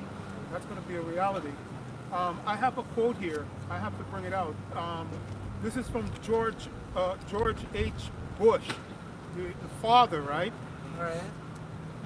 Right, and I'm going to put it on the camera because, right, let the camera see it. Can you see that? Can you see it? That's him. So I'm gonna quote him. See it? All right, that's good. So it says, if the American people ever find out what we have done, they will chase us up and down the street and lynch us. H.W. Bush, June 1992, Sarah McClendon, White House Press Corps. Now I'm reading that for a reason. The quote that I was looking for was by Schwab. Okay? You hold nothing on behalf of me? No, not that one. Right? I read it over there last year. Okay. Right? I think it was last year when we stayed over there for a little bit on this side of the street. Yeah. But I was looking for that quote the whole time. Lord didn't make me find it. But this one I found. The reason is just to bring back. They can boast with their statements. That sorcery is really going into. Now, how much people know about this quote? It's only the men of the Lord understands this. Yourself. You know what I'm saying? So yeah, they're thieves and they're murderers. That's what Esau is. So this is 2 Ezra 15 and 16. For there shall be sedition among men and invading one another. They shall not regard princes, and the course of their actions shall stand in their power. That backs up quote. Yep. You're fucking with people's money, which is not money. Really, they're sold. And it speaks to anarchy too. Yeah, because they sold it to that dollar Well, bill. that's the whole point. Yeah, they sold it to that It's dollar to the bill. man, right? Yeah, yeah. The man is behind your soul, the devil. You And it own speaks to anarchy as well, because the people are just, they're going to raise up against the government because they're going to be feeling justified that they should do so. Because what is the government doing to them? It was all sorcery. It was all lies. All lies, all sleight of hand. Yeah, all sleight of hand They lies. truly are master magicians. See what's going on in France right now? Anarchy. Anarchy. And in Tel Aviv as well. Yeah, Tel Aviv. Yeah. Now these devils is getting ready to run into Haiti. Why are they going there? Think about that. Think about that. It goes back to everything that we're talking about. Gold on a level, because they are rich in resources. They found it. Right? Yeah, they are rich in resources, but it even goes back to when the Hillary and her husband were there, pulling the children out and adopting children, because it goes back to the sorcery that they were doing. Right? Because who's there? Levi's there. Yeah, pedophile rings. Right. But sorcery on a higher level, because they were using those children to conduct the sacrifices, because they are the children of Levi. Who's the high priest? It's Levi. Beautiful. Can I bring this out, please? This is the words of Yahushua Mashiach, the author and finisher of our faith. All right, Mark 8 and 36. For what shall it profit a man if he shall gain the whole world and lose his own soul? Verse 37. Or what shall a man give in exchange for his soul? You know why who's Matthew saying that? Or Yahushua is saying that? You know why Yahushua is saying that? There's a specific reason why he's saying that. You any brothers know? Tell us. Your soul's not yours. So you have no right to give it up. You have no right to sell your soul to Satan. Your soul's not yours. It's actually the Heavenly Father's. Go ahead. Mark 8 and 38. Whosoever therefore shall be ashamed of me and of my words, it is adulterous in sinful generation, of him also shall the Son of Man be ashamed, when he cometh in the glory of his Father with the holy angels. That's right, man. The UFOs. Read about that in 2nd Ezra, the 13th chapter. And not the mothership foolishness. Yeah, there's nonsense. That Esau is pushing right now. Sorcery, basically. And mockery. And mockery. Yeah. Yeah. Mocking the Most High and His Son. James 5:1. It says, "Go to now, ye rich men, weep and howl for your miseries that shall come upon you. Your riches are corrupted, and your garments are moth-eaten." That's right. That's right. Financial system's corrupted. We went into it already. Based upon debt. But they got a preset. Yeah. That ain't that. There's a lot more. It's a whole chapter, man. Is this a quick one? I got more points. There's Yeah, we lots. got a quick one to back you up. So yeah, do it Yeah, all, okay. man. Trying to read the whole chapter. Go ahead. Matthew 6:19, lay not up for yourselves treasures upon earth, where moth and rust doth corrupt, and where thieves break through and steal. But lay up for yourselves treasure in heaven, where neither moth nor rust doth corrupt, and where thieves do not break through nor steal. For where your treasure is, there will your heart be also. I just brought it up because like everyone's focused on the banks, running to the banks collapsing, moving my money. I need my money to survive. They're focused on here, this place that we're in right now, this carnal plane, right? They're not focused on the spiritual realm. Right? So if you're focused on the spiritual realm, and back to the kingdom.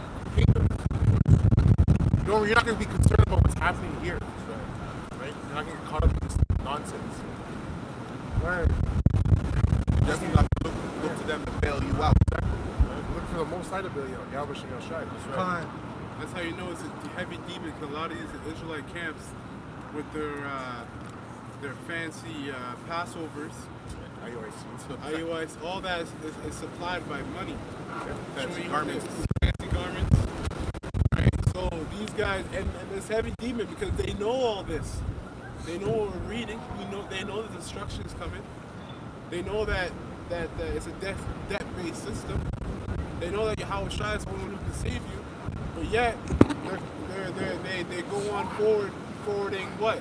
Lewdness, right? And fancy apparel. You know, instead of being in a sackcloth garment, mourning, sighing, and crying for the destruction of the place, being solemn on the Passover, that's a heavy demon on them, and the Most High put them there. That's another thing to be feared. The Most High can bug you out and judge you for it. Elder says it all the time. Plague of the mind. Yeah. And curse. Curse Okay. of the plague of the mind. It's like the bug out just called himself David. Those are bug outs that are saying that Ephraim's not part of the 12 tribes. Fuck that. Come on, man. Prince of Yahweh, yeah.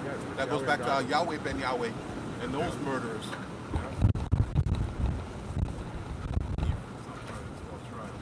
And you got some Ephraimites who say the same thing. There's actually, so they're saying that Jake or we Negroes, so-called Negroes, are not a part of it either. So there's a flip side to it. Yeah, you're right. Yeah. You're right. So they're trying to tear down the breaches in the scripture. Yeah. Breaches thereof, right? They're trying to break them down. Ones that we're trying to build. Okay, so this is going to James 5:1. Go to now, ye rich men, weep and howl for your miseries that shall come upon you, for your riches are corrupted, and your garments are moth-eaten. Your gold and silver is cankered, and the rust of them shall be a witness against you, and shall eat your flesh as it were fire. Did it say the rust? Yeah, the rust. So we know what rust means, right? What does it mean? Simply put, the brother said the Lord put a spirit on them. Okay? It's a scary thing because that rust is what the Lord put, like he did on Esau. Right? As soon as you cover up that rust and you try to, you clear off that rust, clear off the stuff on top, you see the rust. So you're made with rust. So it's a condition. to these rich men. And so that also for you rich men in Israel as well, wicked rich men, this is what's going to happen. You're going to be exposed. You are being exposed. Beautiful. It's a serious thing. That's exactly what it is. Read it It's a again, witness brother. against them because they're being exposed of all the atrocities and everything that they did to us in order to obtain this wealth. I got the word rust in Yeah. theology. It says rust, and it says in late Old English, also figuratively, anything tending to spiritual corrosion. Or it says a moral canker, Bam! redness. Bam! Drop a Redness. bomb on them, brother Amos. That's heavy. Yeah, that's it. Redness leading to Esau. That's right. That's it on that. Beautiful. So And, the elder was absolutely right. Word. listen, and the first verse about moth. Hey, look up moth. What moth does? It's gonna own your mind, blow your mind. That's scary too.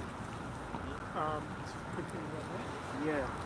So this is it says here. Okay, your gold and silver is cankered, and the rust of them shall be a witness against you, and shall eat your flesh as it were fire. You have heaped treasures together for the last days. Behold, the hire of the laborers who have reaped down your fields, which is of you kept back by fraud, crieth, and the cries of them which have reaped are entered into the ears of the Lord of Sabaoth. What? You brothers know who's the Lord of Sabaoth? What's the other name? The Lord of armies. right? Lord of hosts, Lord of armies. That's a scary thing. Hey, most of these men that's running their mouth that we're talking about, they don't believe in it. They just talk and talk. Hey, this is the man that's in charge, right? And he has some men at the door, and a bunch of other men at the door. But the Lord of Sabaoth, right? His name is Yahushai, and that's a name that is feared. Yeah. Hey, you can't go in certain neighborhoods and say that name. You have to be careful because we fear the Lord. We don't even go in the neighborhood and go say it because the Lord didn't tell us to go and say it yet. Okay, the Lord of Sabaoth. The scriptures tell you that the Lord is a man of war, right? So it's him that's riling all these other nations up and bringing everything to upheaval in a spearhead. Having all these nations go against each other now. America losing their allies, right? One by one, slowly but surely, they're all creeping away from America. This is the Lord doing all these things. Yeah. All this whole lesson, brothers have been speaking about the winds and you bear witness to it already. But that is the fierceness of the Lord. The fierceness of the Lord. Putting that spirit on you. Spirit on these nations.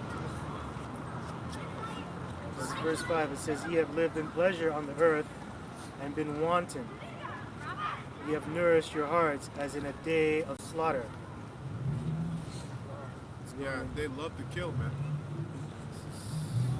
Nourish their heart like in the day of slaughter, man. That's why you see people dropping like flies, man. I keep bringing out this pedophilia thing, man. You got to look into that, man. That they when it says they nourish their heart like in the day of slaughter, they love to kill, man. That's why he's the red man. They love to drain blood. King was a cunning hunter. Cunning, no, Cain. No, that's Nimrod was a that cunning Esau. hunter. Yeah, Esau was Nimrod was a cunning hunter, and Esau, yeah. Esau was a cunning hunter. Yeah, It says he was a man of the field. And it goes back deeper though. Cain, Yeah, Cain so which means dagger. We live, like the Africans live in Africa, and they don't go out there and shoot the animals. Not for sport. Not for sport, yeah. They shoot it to eat the animals. You know what I'm saying? But they shoot for sports. These people, these devils, travel from here, America, from everywhere in the world to go to Africa just to shoot for sport. Just to show you that the scriptures line up with everything that they're doing. Yeah. They enjoy it, man. And if you're not smart enough to know that these people are the wicked that the Bible speaks about, then you're an idiot, man. I got a piece at the back, Brother Amaka, with their pedophilia rates.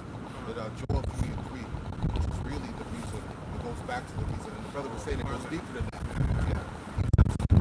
That they have cast lots for my people and have given a boy for a harlot and sold a girl for wine that they might drink.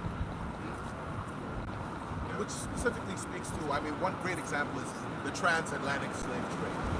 Which is exactly down to butt breaking, where they would take the biggest meat, most open people they could find, and break them down to the very last compound so that everybody else could see, so that they would have fear. And they would fear those who were proposed to rule over them. Same thing that they're doing today. Go ahead, brother. As you were saying, because it even goes back even deeper. So this is Genesis chapter 3, verse 1.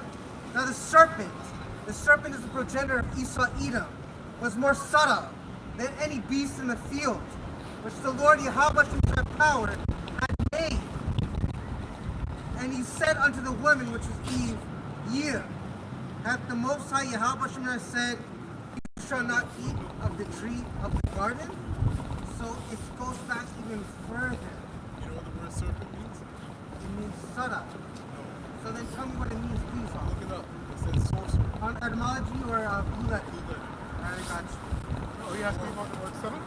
Yeah, that's a good serpent. Serpent. Blue letter. You go to the etymology. It says sorcerer. Enchantments is another adjective. So that's the serpent was a man that came to Eve with sorcery.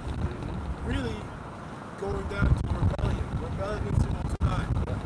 Showing the zodiac signs, all kinds of stuff. Also in the Hebrew it says whisperer. Yeah, right? I believe it's being a spellcaster. I believe it's Exactly.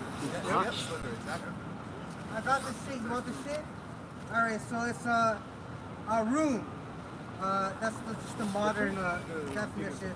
But it means subtle, shrewd, crafty, sensible. Crafty, shrewd, sensible, prudent. You didn't crafty shrewd. That's the etymology, though? Yeah, that's what it is. Of serpent? Yeah. I have the etymology. Oh wait, no, subtle. You want it? serpent. Oh, you want or salak? Oh, that's his technique that the serpent uses. Well, get the word now so it links with his character. Serpent, man. Yeah. Trying to throw people off. You got it in the Like book a already? Raphael I have it in Buckingham. etymology. Okay, bring that out and then get the blue letter. Alright, I'll get Serpent. a serpent. Alright. Go ahead. Okay, serpent in the etymology, limbless reptile, snake, serpent, creeping thing, to creep, crawl, creep. That's about it. Oh, Right here. I got it on the mouse. Alright, right here? Yeah. Alright, here we go. So it says here, outline of biblical usage to practice divination, divine, observe signs, learn by experience, diligently observe, practice foretelling, take as an omen, PL, to practice divination, to observe the signs or omens. So it's like astrology, witchcraft shit. It also speaks to being a medium. Ah. Yeah, thank you for the beautiful. I got the root word, Okay, beautiful. right? Go ahead. The root word in the Hebrew is nakash, That's right. right? And it's to practice divination, divine, observe signs, learn by experience, diligently observe, practice fortune telling, take as an omen. What does the strong say? Strong says nakash, a primitive root properly to hiss, whisper, a magic spell. Magic spell. Yeah. You shall not surely die. Right. Which was a whisper. Right. You always bring it up, brother Amado. Yeah. The whisper song. Yeah. That's the Yin Yang twins. Yeah. I believe when you go into what he was reading, it says the serpent beguiled Eve, which is charming her. Yeah. Charmed her. Yeah, it's magic. For real, let me show you this, show you that. I've never thought of it that way. I've never seen it that way. Like it starts with how he speaks too. You know, he words things in a way to make you to believe in something that's not real. Word man. Knowledge subtle. of wickedness. Very subtle. Yeah. Esau, man. Word man. Got it. 104. How much time is left? 104. We're at 104. Right now we're Okay, since I go back to Genesis 27 because okay, so this is just going into the blessing because it said in James 5 he's wanted, right? So Genesis chapter 27, verse 38, and Esau said unto his father, Hast thou but one blessing, my father blessed me, even me also. But my father, and Esau lifted up his voice and wept. So he murmured and cried. He cried and begged him because he knows getting a blessing is very important. Because he missed the first one blessing, which was given unto Jacob. So that's very important. It's also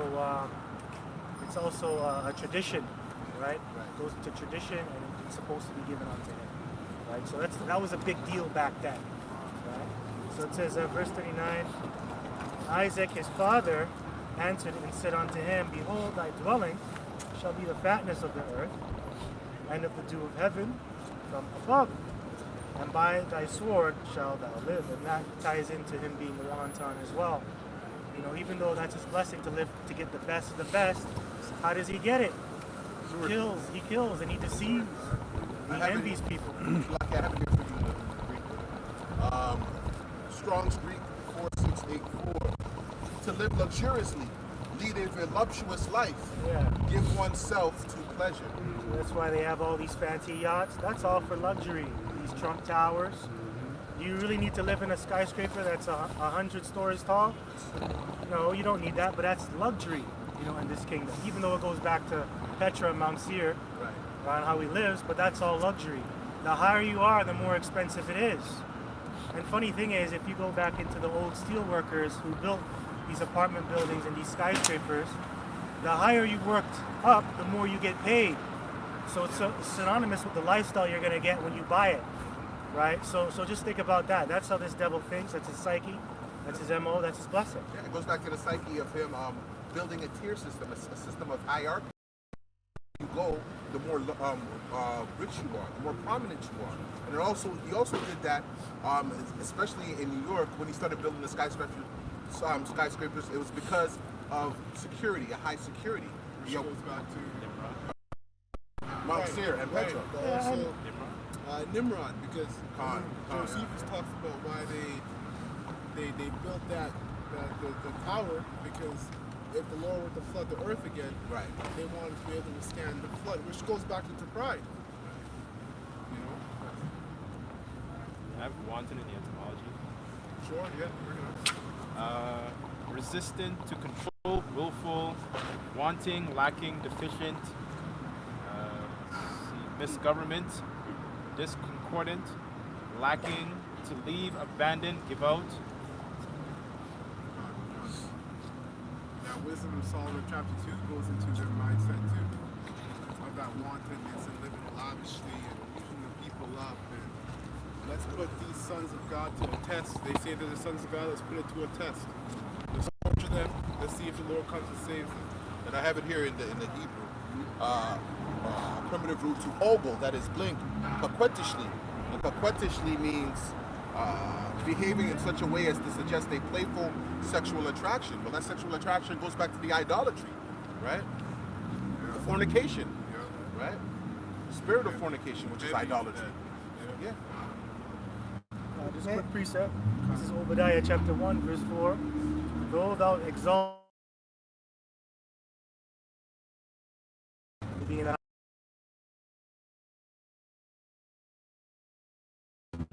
and also him living up high, living a lavish lifestyle. But mainly in the context is going in. How art thou cut off? Would they not have stolen till they had enough? If the grape gatherers came to thee, would they not leave some grapes? And the thing is, you're supposed to leave a portion back on the vine. These devils, they just take everything out. You're right. It's the law. Yeah, that's the law. Yeah. Going into that. Because look at how they do things when they consume foods. They have something called factory farming. They till the land, they put fertilizers in the ground, when really you're supposed to give the land the rest. A land Sabbath. Right? That's all that I have from here. Yeah. Wasted away is the Does the brother have? Because I have the definition. wasted away is the Does the brother have? Because I have the definition of luxury on Adam Online. Definition of luxury on Adam Online. Hold that, let him get the precept. Yeah, bring your thing out. Fine.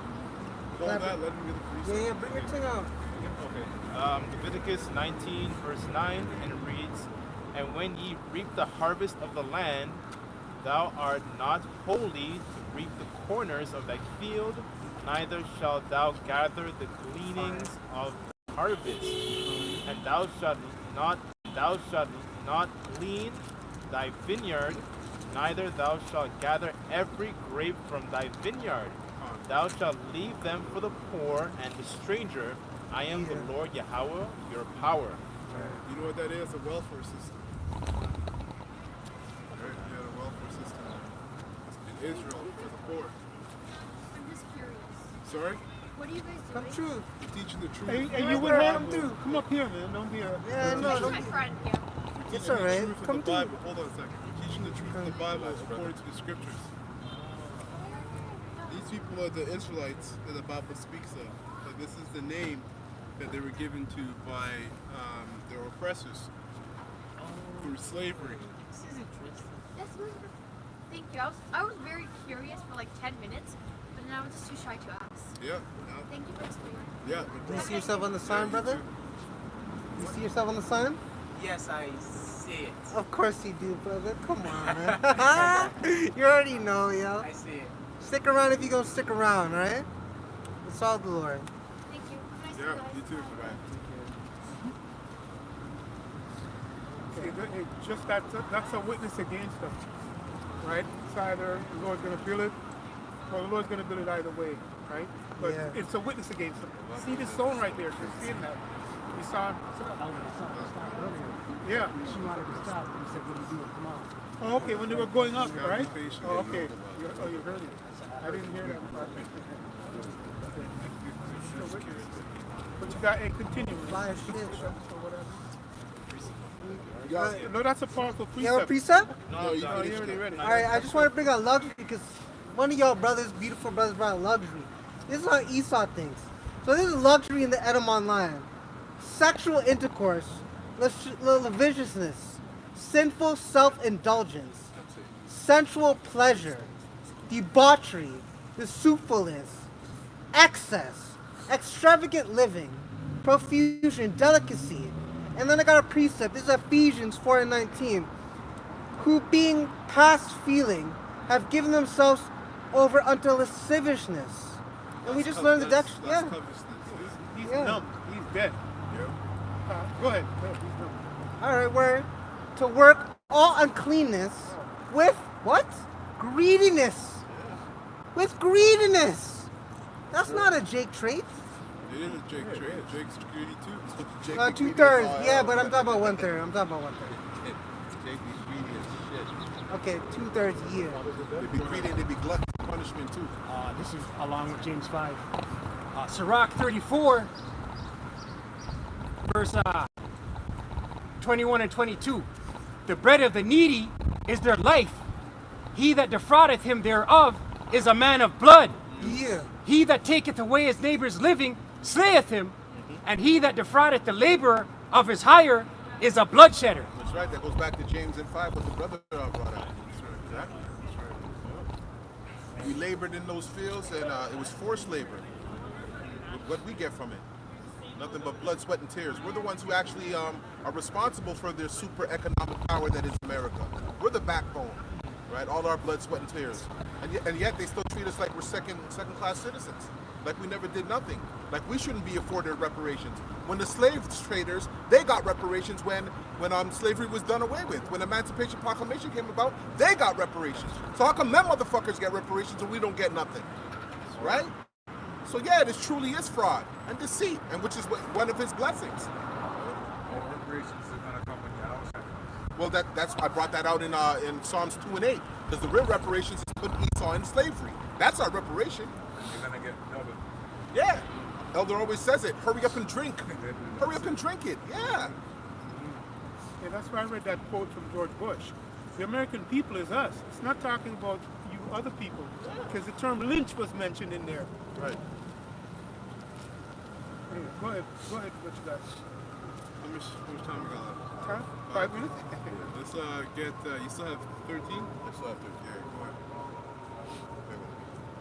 Isaiah 13, he's left off at 10. For the stars of heaven and the constellations thereof shall not give their light. The sun shall be darkened in his going forth, and the moon shall not cause her light to shine. Which is also another dark saying, because really what it's saying here is that Esau, yeah, the knowledge will be cut off. Everything that Esau is looking to, even his satellite systems and the technology that he uses in order to help him out in these times of dire straits, they won't be available to him because the goddamn missiles would have already knocked everything out, all their systems out. And I will punish the world for their evil and the wicked for their iniquity. And I will cause the arrogancy of the proud to cease. And they will lay low the haughtiness of the terrible. And I will make a man more precious than fine gold, even a man than the golden wedge of Ophir. Talking to about the elect. That man is from the 144,000 that you read about in Revelation. And the reason why he's going to be more precious than gold and fine gold is because of the wisdom, knowledge, and understanding. And then the miracles are going to be done with that man. Just like the miracles that were done with the 3 holy children, Daniel in the lion's den. The scriptures say that angels, they can pass round about the men of the Lord, they that fear him. So right now, the elect are hidden in plain sight. Okay? Therefore will I shake the heavens, and the earth shall remove out of her place, in the wrath of the Lord of hosts, and in the day of his fierce anger. And it shall be as the chased roe, and as a sheep that no man taketh up. They shall every man turn to his own people, and flee every one into his own land. And you're seeing that now. A lot of these the people that reside in the so-called melting pot of America and Canada, they're saying, fuck this shit. We need to get out of here. You know, our parents came here for a better tomorrow. Well, that tomorrow's gone. Right? Come on, we're still here suffering after everything that our parents gave up to come here in the first place. Right? That time is long past. Right? And that's how that is what is the feeling of all these other nations. They're sick and tired of what's going on here. Come on, look at transgenderism in the schools. Look at the curriculum alone. Madness. Now they're trying to come with this do away with critical race theory. What's that? They're trying to erase slavery like it never happened. Right? I have a question before we close. You said a man more precious than gold, right? Fine gold, yeah. Fine gold, yeah. So you said those men are the 144,000. The multitude wouldn't be considered more precious than fine gold because they would have had to have the knowledge to actually escape what's coming. Yeah.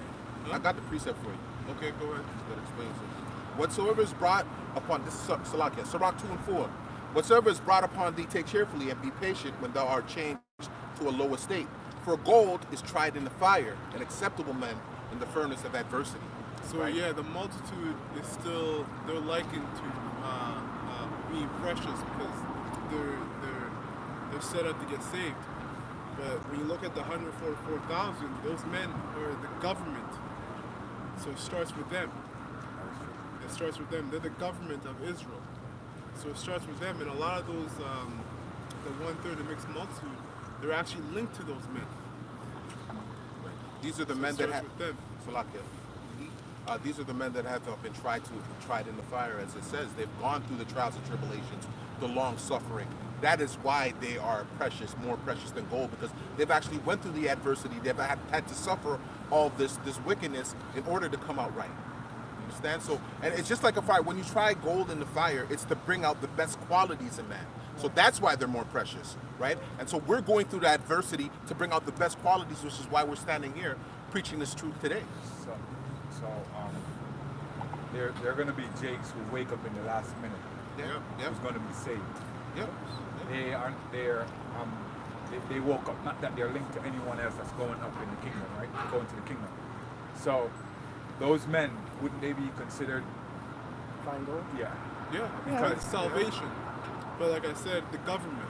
It starts with the government. Yeah, I know the government. Yeah. That's for sure. Yeah, I'm just talking about. They're for sure. You still can liken them to fine gold. Yeah, precious stones. Absolutely.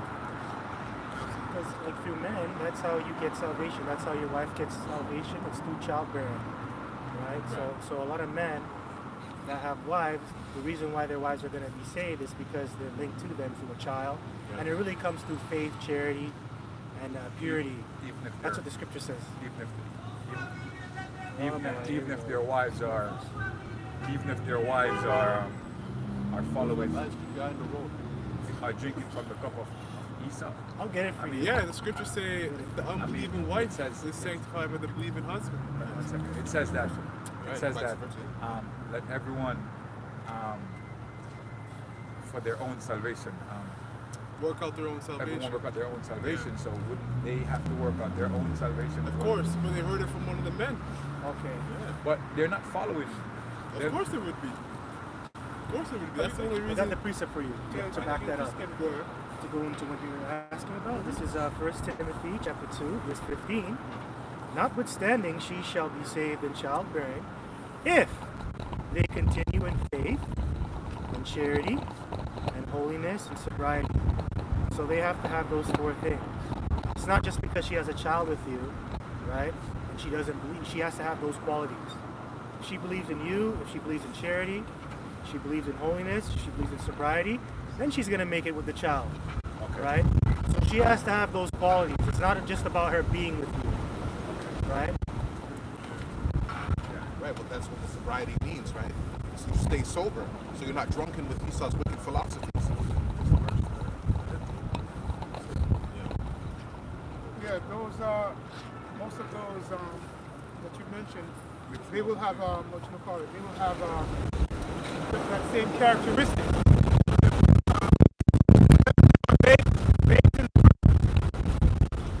Babes in the truth, also spiritually. That's what that's going into. You asked the question, right? Right. Babes in the truth, right? 11th hour. They're following. Yeah, what you're speaking about is just a matter of predestined, just like how Jacob and Esau were predestined, right? Scriptures speak about them not being found with sin, right? And still, you know, because of the will of the Heavenly Father, that's how it had to play out. So we're talking about predestined, right? So some of us are predestined, regardless of what, right? And that really speaks to the elect being predestined, right?